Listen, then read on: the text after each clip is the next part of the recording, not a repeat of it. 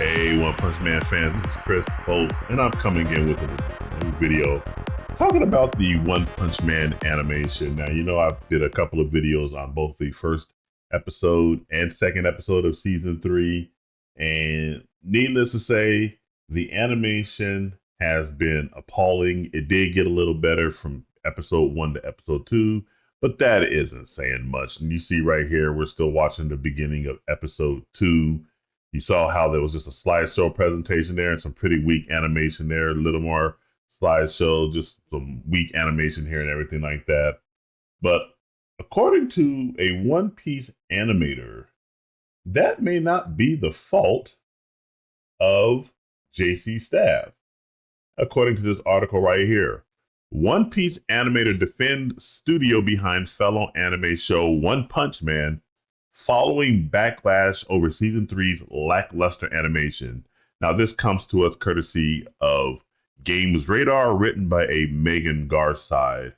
And it was in response to a very long special that was being done here on the KOL Requiem podcast over here on YouTube. Let's Talk One Piece with animator Vincent Chansard. That's the One Piece animator in question. Now, I'm not going to watch that entire thing. There is if you want to, I'll link it in the description, but there is just a little piece of element that was pulled out in a tweet, and I want to go over that. But before I do, please do like, share, subscribe, turn on the post notifications. All that stuff really does help me out. And let's go ahead and go back to this article right here. And let's go ahead and just take a couple of paragraphs. A One Piece series animator has come to the defense of JC Staff's anime show One Punch Man after fans complained that the animation style on the most recent season still isn't up to scratch since the show jumped studios. He goes on to say, I think a lot of people blame JC Staff, but it's a bit more complex. Sometimes it's not about the animation studio. Sometimes it's about the production committee that is on top of everything. Now, to me, that sounds like it's a little bit of shift blaming. This Vincent Chansard has worked on projects such as One Piece, Jujutsu Kaisen, Castlevania, and other animations. So he's got a really good portfolio, but I think that is kind of a shifting of the blame. If JC Staff was not up to snuff on this, they probably should have said, you know what, we need to go ahead and relinquish this control over the One Punch Man property. Obviously, season 2 was a downgrade from what Madhouse had given us in season 1. And if they didn't feel like they can do it again for season 3, they should have just said, okay, we have hit our max on how we are able to go ahead and handle this series. But let me go ahead and let's go over to X for a minute, and we're going to go ahead and just listen to the man say the word specifically. And by the way, this is Vincent Chansard right here. And let's not say anything much about the fact that he's wearing a keffiyeh. That's a video for another channel, not this channel right here or anything. But and let's go ahead and see what kind of discussion he has on this right here. Joshua, much love. Hey, Vincent, One Punch Man season 3 is coming out. What are your thoughts on it? Christ, bro. I'm in. By the way, I like how the interviewer right here is scratching his head and he just said, Jesus Christ. I like that. That was just funny. I think that's pretty much everybody with One Punch Man at this point. We didn't expect much from JC Staff for One Punch Man, and I'm going to be creating another video after this one in which Moist Critical, Penguin Zero, Charlie, whatever you want to call him, in which he goes ahead and gives his own thoughts on the One Punch Man season 3 debacle himself. This has basically reached critical mass with this at this point, and I'm telling you this right now. If episode 3 backslides behind episode 2, fans are gonna be pissed, and I'm just like, and what's so sad is that JC Staff can do the work.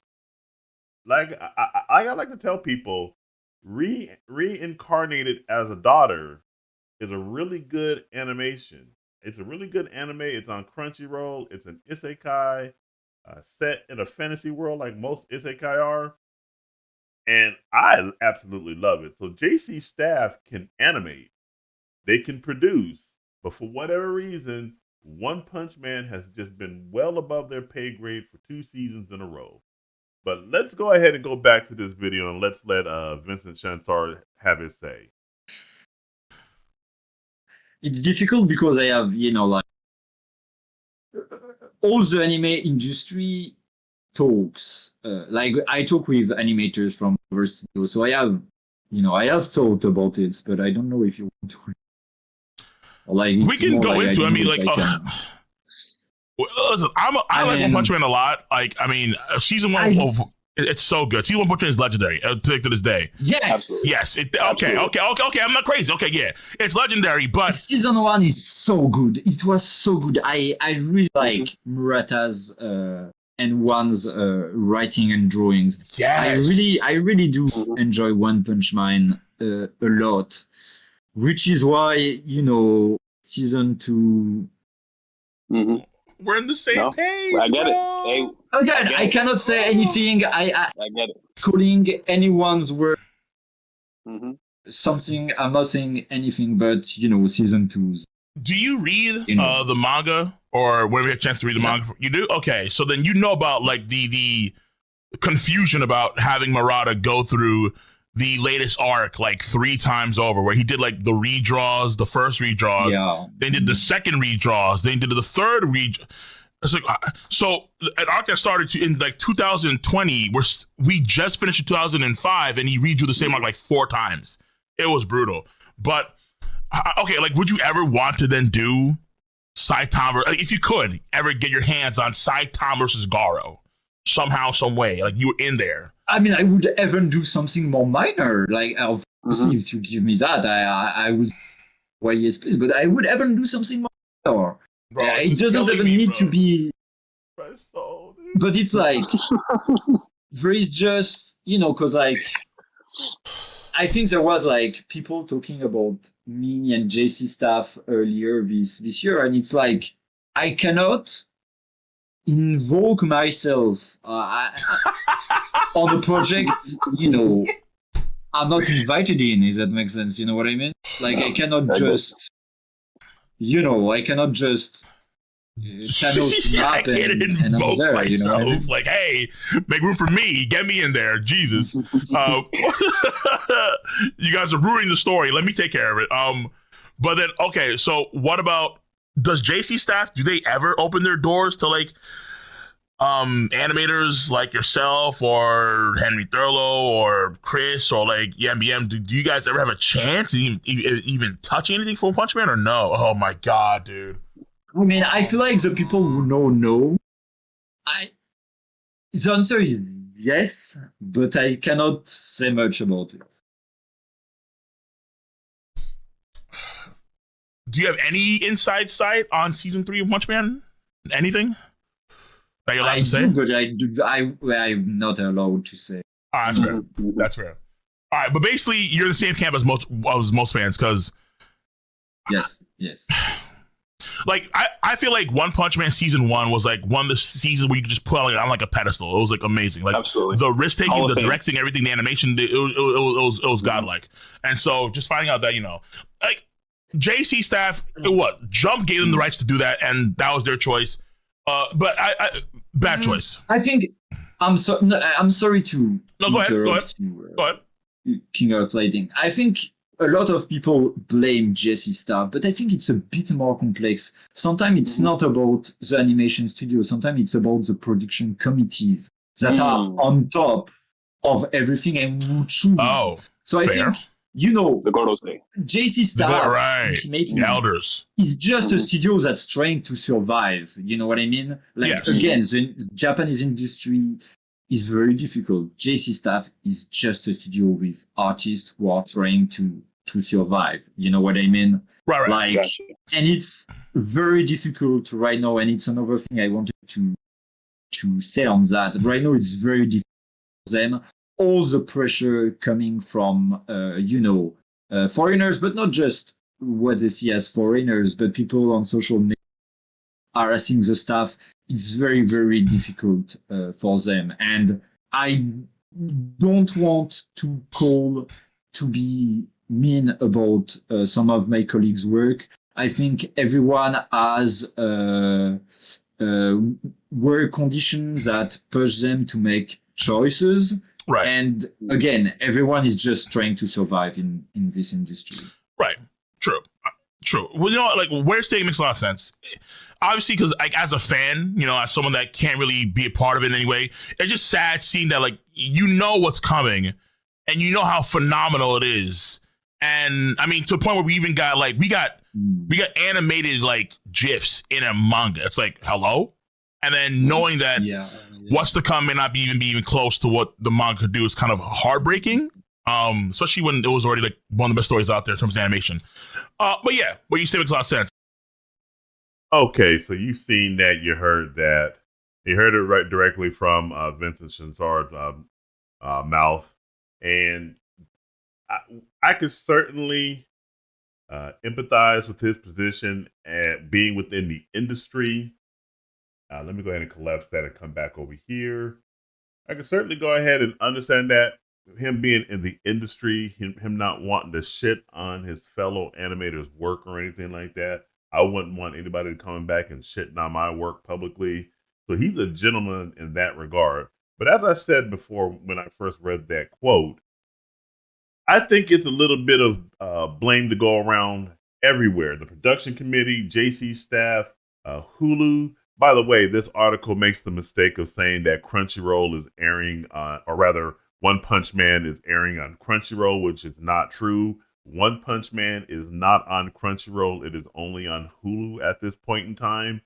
So that's a mistake on the part of this article. But that's just a little correction there. But going back to what I'm saying, the JC staff, Bandai is the main company that actually owns the rights to One Punch Man. They have much to have blame on themselves as well, and which is unfortunate because Bandai Namco does really great work. They have other animations that they own. They partner with Toei on Dragon Ball. They a lot. If you notice, a lot of the Dragon Ball games that get published, they're published by Bandai Namco. So Bandai Namco is well regarded in the publishing space for anime. I mean, a lot of people don't know that, but yeah, Bandai Namco is not just involved in video games. JC staff, again, is a competent studio. So it begs the question, how is it that they are able to just drop the ball when it comes to One Punch Man? Not one season, but 2 seasons, and season 3 is far worse than the work that was done on season 2. If JC staff just felt like they were under too much pressure, they just should have said, you know what? We're going to wash our hands with this. We're going to fall on our sword, metaphorically, and just relinquish control over this property so that you can hire a studio that can actually handle the work. Because it's not great to keep going in there and putting out this half-ass work. And I got a lot of people that were commenting on my other videos, my One Punch Man videos, talking about how, well, you as a fan shouldn't be demanding quality, or that you shouldn't feel like you're entitled to this. Like, well, wait a minute. We pay money for the streaming services. We pay money for the web comics. We pay money for merchandising. We pay money to play the gacha games. And we pay money especially to read the manga. So we most certainly have a vested interest in being able to look at this and say, hey, wait a minute. We see the work that was done under Madhouse. And then we see the 2 seasons that were done under JC staff. And I don't know why JC staff keeps taking their work from season 2 and putting it into season 3, because you are giving fans a direct comparison. I've pointed this out in both of my reviews of episode 1 and episode 2. They keep pulling in work from season 2, and fans can look right at the work in season 2 within and compare it directly to what they're showing in season 3. Like, why would you do that? So yeah, so I completely am empathetic to Vincent Chansard's position, but for the most part, I think we are, as fans, as customers, we are right to expect more. And even when we go down here into the comments, many in the comments are saying the same thing as well. Now, this guy at the top says, I think people are overreacting, honestly. I watched all of OPM and enjoyed every bit of it from start to finish. Now, if you enjoy One Punch Man, that's fine, but you are missing the forest for the trees. We are not talking about the overall product. We are just talking about the animation and the art having a obvious detraction or what's the word? Devolution from season 1 to season 3. It's obvious to everyone. And then right here from Hassan Baj says, I'm more concerned about the lack of events more than the animation itself. Episode 1 was pointless. Nothing happened. That is correct. Episode 2 was okay. Still not a lot happened. That's true as well. And the animation is subpar. And I wouldn't mind that normally, but waiting years for season 3, some would expect a better product. Yes, I think we can go ahead and agree with that as well. And then we have another comment right here. This is the one that I think is the most important one, which is coming from Fundamental.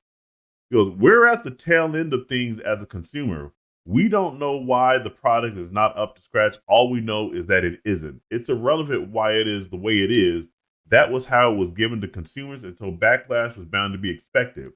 If you buy something at the store and complain that it's of poor quality, will you accept a response explaining to you that delivering this product was a difficult process and a lot is happening behind the scenes, so you should be more understanding? That's exactly correct. You can't, if we go to the store and say, hey, this Apple iPhone is shoddy and of poor quality and I want my money back, how many of us would sit there and listen to the representative say, Apple really went through a very hard process to put this phone together and to get it delivered from China or wherever to the United States and to have it on the store shelves right here. So I wish you would be a little more understanding and not really ask for a refund and try to give it a little more time. No, nobody would put up with that. And we shouldn't do the same when it comes to video games, when it comes to books, when it comes to movies, television shows, anything like that, or anime. We, as a customer, have a right to demand a quality product. And if we don't get that quality product, we can just abandon it in droves. Now, me personally, I'm still going to keep on watching One Punch Man because I'm seeing this thing all the way to the end. But if you, as a customer, check out, I will not blame you whatsoever because so far, season 3 has been subpar. The animation has been subpar. The artwork has been subpar. And the story has been subpar. But those are my thoughts on the issue. What do you guys think about this animator and what he had to say? Do you agree with him that it's a more complex issue and that more of the blame belongs on the production committees? Or you're like me and you think that there's a lot of blame that's enough to go around to everyone? Whatever your thoughts, jump down in the comments and let me know what you think. And make sure you like, share, subscribe, turn on the post notifications. All that stuff really does help me out. And remember, this is Chris Bolt signing off, and I will catch you guys in the next video. Take it easy.